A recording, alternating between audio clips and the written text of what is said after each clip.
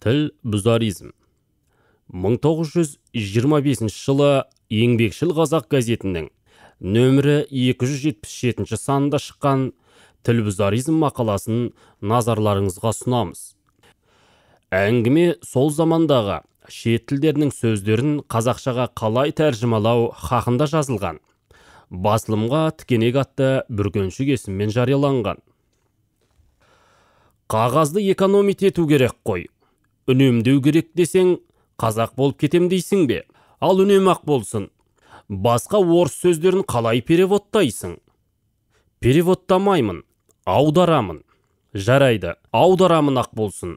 Например, Краевой киргизский кооперативный общество және идея союз деген сөздерді қазақшаға аударшы. Кеше осыдан 10 шақты студент қазақша айтамыз деп керісіп босқа тарқадық. Например емес, мәселен, одан соңғы орысшалағаныңды Қазақстан аймақтық кооперация қоғамы дейміз. Идея, мақсат, союз, ұйым. Әйтеуір адамның басы қататын, қайсының құйрығын ұстарыңды білмейсің. Неге білмейсің? Бәрі өзіңнің назар салмағаныңнан. Әлі күнге сөзді қазақша айтқанда напримерден бастап отырсың. Өз бетіңмен жайылып, сенің де келістіргенің мынау ма? Білім кеңесінің идеяны ой, мұрат, крайды уәлаят, кооперацияны істесу, союзды одақ деп аударған. Сенің өз терминіңнен басқа. Бұл басқа түрі немене? Бірақ газеттерде мен айтқандай ғой. Тәуір бопты. Жоқ дұрысы мен айтқан. Тағы біреу менікі дұрыс демей ме? Солай ау әлі. Бұл енді қазақ тіліне жетік білімпаздарымыздың термині ғой. Қайсы кезде олар да жаңылып кетеді. Және орыстың екі сөзін қазақтың бір сөзімен аударған масқарасы да бар. Онысы немене?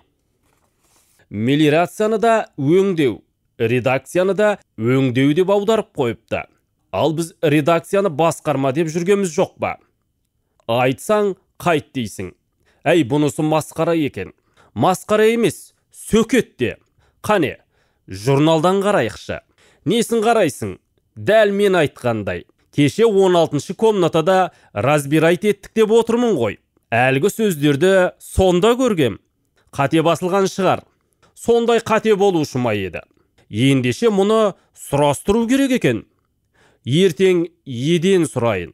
Мелиорация, кооперация, социализм деген сөздерді аудармaya қойса қайтеді. Орыста қолданып отыр ғой. Тілі бай, олар аударып алмағанда бізге не жоқ? Оларын қоя тұрып, орыстың өзінің жабайы сөзін аударсақ та болды ғой. Жабайы сөзінен аударғанда да крайды уәлаят дегені сақтандырып аударуда жөн емес. Рас, жұрттың құлағына сіңіп, жалпыға түсінікті болып кеткен аймақ дегенді қалдырып, уәлаят деу жөнсіз. Ойбай-ау, уәлаятың де қазақ сөз емес, араб сөзі ғой. Тоқта, мұның мәнісі бар. Ол сөзін арабтар уәлаят дейді.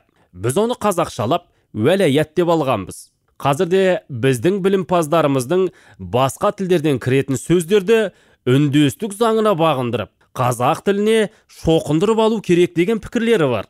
Осы ретпен уәлаят қазақ тілі болып сіңісіп, енді орыстың крайын қазаққа түсіндіруге де жараған.